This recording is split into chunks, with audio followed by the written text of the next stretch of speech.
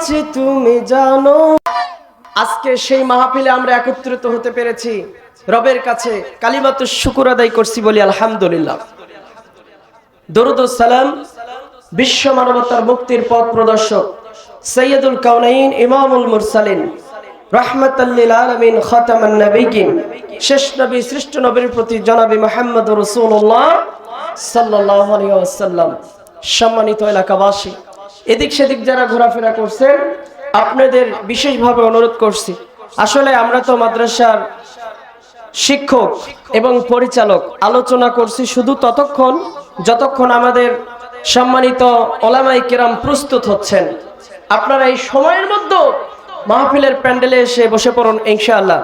খুব অল্প সময়ের মধ্যে আমাদের ঘোষিত মেহমান হাফেজ আলহাজ হযরত মাওলানা মোহাম্মদ মুনারুল ইসলাম সাহেব হুজুর স্টেজে আসবেন। আপনারা সবাই সুশৃঙ্খলভাবে সুন্দরভাবে বসে পড়ুন। আল্লাহ রাব্বুল আলামিন বলেন, ইয়া আইয়ুহাল্লাযীনা আমানুত্তাকুল্লাহ, হে ঈমানদারগণ, তোমরা আল্লাহকে যথাযথভাবে ভয় করো, যেমনটি ভয় করা উচিত। হাক্কা তুকাতিহি, যেমন ভাবে ভয় করা প্রয়োজন তেমন ভাবে তোমরা তোমার রবকে ভয় করো। ওয়ালা তামুতুন্না ইল্লা ওয়া আনতুম মুসলিমুন, আর তোমরা প্রকৃত মুসলমান না হওয়া পর্যন্ত কবরের মধ্যে শোনা কার কথা? ও মুসলমান, আজকে আমরা নামে মুসলমান, মুসলমানের পরিচয় দেই এই কারণে আমার বাবা মুসলমান, আমার দাদা মুসলমান, আমার মা মুসলমান, আমার 14 গোষ্ঠী মুসলমান, এই কারণে আমরা পরিচয় দেই মুসলমান, ঠিক কিনা বলেন? কিন্তু একজন মুসলমানের পরিচয় হবে কেমন? যখন কোরআনের ডাক আসবে, এই কোরআনের ডাকের জন্য রাস্তাঘাটে নয়, একজন কোরআনের প্রেমিক রাস্তা ছেড়ে দোকানপাট ছেড়ে কোরআনের ময়দানে পাগলপাড়া হয়ে আবু বকরের মতো কোরআন শুনতে ঝেঁপে পড়বে, ঠিক কিনা বলেন? ও মুসলমান, শুধু নামে মুসলমান পরিচয় দিলে হবে না। মুসলমানের পরিচয় তো তখন পাওয়া যাবে যখন আপনার মুসলমানিত্ব দেখা যাবে, আপনার মুখে নবীর সুন্নাত দাঁড়িয়ে আছে, লিবাসটা সুন্দর, আপনি এমন ভাবে জীবন যাপন করেন আপনার জীবনের সাথে রাসূলুল্লাহর জীবনের আদর্শের মিল পাওয়া যায়। এমন ভাবে যদি চলতে পারেন, তাহলে আমার আল্লাহ পাক বললেন, তোমরা যদি পরিপূর্ণ মুসলমান হয়ে কবরে আসতে পারো, কবরের মধ্যে তোমাদের জন্য জান্নাতের বাগান বানায় দেব। বলেন সুবহানাল্লাহ।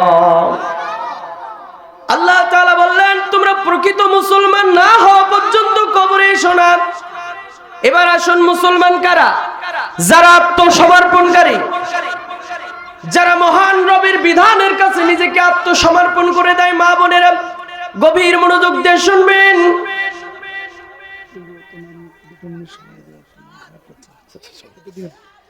আল্লাহ রাব্বুল আলামিন ডাক দিয়ে বলেন, ও নবী, প্রকৃত মুসলমান কারা শুনে নেন। আমি রবের হুকুমের কাছে যারা মাথা নত করে দেয়, আমার কাছে যারা আত্মসমর্পণ করে। একজন আসামি যখন প্রশাসনের কাছে ধরা পড়ার পর তার আর কোনো অপরাধ করার মতো সুযোগ থাকে না, তেমনি ভাবে একজন বান্দা, একজন প্রকৃত মুসলমান যখন পরিচয় দেবে আমি মুসলমান, আমি মুমিন, তখন ওই বান্দা কখনো আল্লাহর হুকুমের বাইরে যেতে পারে না, ঠিক কিনা বলেন? কিন্তু আজকে আমরা লক্ষ্য করলে দেখি, আমরা মুসলমান, মুসলমানে মারামারি আছে না নাই? মুসলমানের ঘরে ঘরে সুদ, মুসলমানের ঘরে ঘরে ঘুষ, মুসলমানের ঘরে ঘরে মিথ্যা, মুসলমানের ঘরে ঘরে কাজে মারামারি ফাটাফাটি আছে না নাই? ভাইয়া ভাইয়া জমিনে দ্বন্দ্ব, এগুলো কোথায় থেকে আসে? আল্লাহ রাব্বুল আলামিন ডাক দিয়ে বললেন, ও আমার বান্দারা, তোমরা যদি প্রকৃত মুসলমান হও, এই প্রকৃত মুসলমান হয়ে তারপরে তোমরা কবরে আসো। আমরা দীর্ঘদিন ধরে লক্ষ্য করেছি, মুসলমান পরিচয় দেয় ঠিকই, কিন্তু কোরআন মানে না। মুসলমান পরিচয় দেয়, কোরআনের কথাগুলো, হক কথাগুলো সহ্য হয় না, ঠিক কিনা বলেন মুসলমান?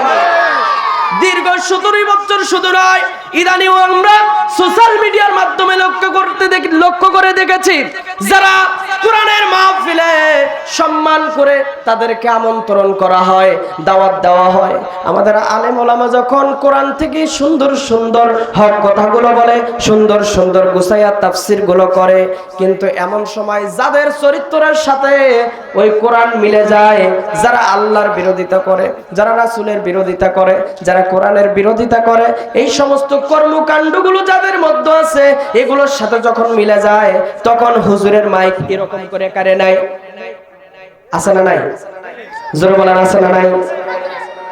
বাপের বেটা হয়ে থাকো, এখন এসে দেখো হুজুরের মাইক কেড়ে নেওয়ার সাহস তোমার কোথায় থেকে হয়? বাংলার যুবকেরা তোমাদের কলিজা টেনে কুকুর দেখে খাওয়াবে, কথা বলেন ঠিক কিনা?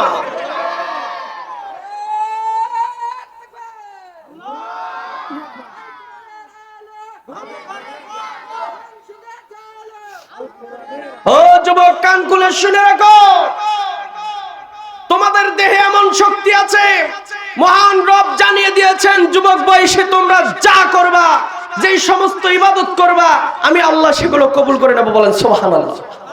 ও যুবক, তোমাদের মতো একজন যুবকের তাকবীরের ধ্বনিতে বাতিলের অন্তরে ভূমিকম্প তৈরি হয়েছিল।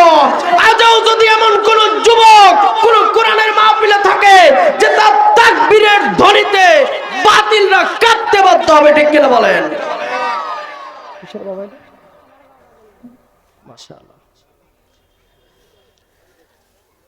হুজুর রেডি করেন আমাদের হুজুরকে। আসলে পরিচালনার দায়িত্ব সবকিছুই মেনটেন করতে, যে এই জন্য কথা বলতেছি আউটসাইডে, মাইন্ড করে না। আপনারা যারা সাইটে আছেন, ভাই রাস্তাটা ক্লিয়ার করে দেন, দয়া করে রাস্তা ক্লিয়ার করেন। আমি আর আলোচনা বাড়াচ্ছি না, আমাদের আরো একজন মেহমান আছে, একটু কথা বলার সুযোগ দিতে হবে। আমরা বিশেষভাবে উদারত আহ্বান জানাচ্ছি, যুবক ভাইয়েরা ফিরে আসেন। আমরা শুধু নামে মুসলমান হলে হবে না, আল্লাহ তাআলা যেভাবে আমাদেরকে মুসলমান হতে বলেছেন সেভাবে 5টি জিনিস আসার আগে 5টি জিনিসের মূল্যায়ন করো। কয়টি? জোরে বলেন কয়টি? আরো জোরে। জোর হয় নাই, পিছের বলেন। পিছনে যারা আছে চুপ করে আছে, বলতেছে সামনে যারা আছে তারাই চিল্লাক। একটা তাকবীর দিবেন। যারা বিয়ে করেছেন কারা কারা হাত তোলেন তো দেখি। বিয়ে করেছেন কারা কারা? মাশাআল্লাহ, হাত নামান। আপনাদের একটা তাকবীর দেব, তারপরে অবিবাহিত আছে যারা তারা তাকবীর দেবে। বিবাহিতরা রেডি হন। রেডি তো? একটু গলাটা হাসা দেন। মাশাআল্লাহ, নারায়ে তাকবীর। এবার অবিবাহিত যুবকেরাই তো বেশি আছে। অবিবাহিত যুবকেরা হাত তোলেন তো দেখি। বিয়ে করেননি কারা কারা? মাশাআল্লাহ, সব শুধু আন্ডা বাচ্চা, ছোট ছোট। হাত নামান। দেখলেন তো বিবাহিত ভাইদের, বাবাজিদের আওয়াজ কেমন? যুবক প্রাণ খুলে আল্লাহর তাকবীরের ধ্বনিতে আজকে পশ্চিম বেড়াডাঙ্গার আকাশ বাতাস মুখরিত করতে হবে। পারবেন তো ইনশাআল্লাহ? নারায়ে তাকবীর। বোঝা গেল এদের বিয়ের বয়স হয়েছে নাকি বলেন? এবার কেউ কম নয়, 2 দল একসাথে হয়ে যদি একটা তাকবীর দেই, যারা রাস্তায় আছে ওরা আসতে পারবে না? এক তাকবীরেতে তারা যেন আসে ইনশাআল্লাহ। নারায়ে তাকবীর।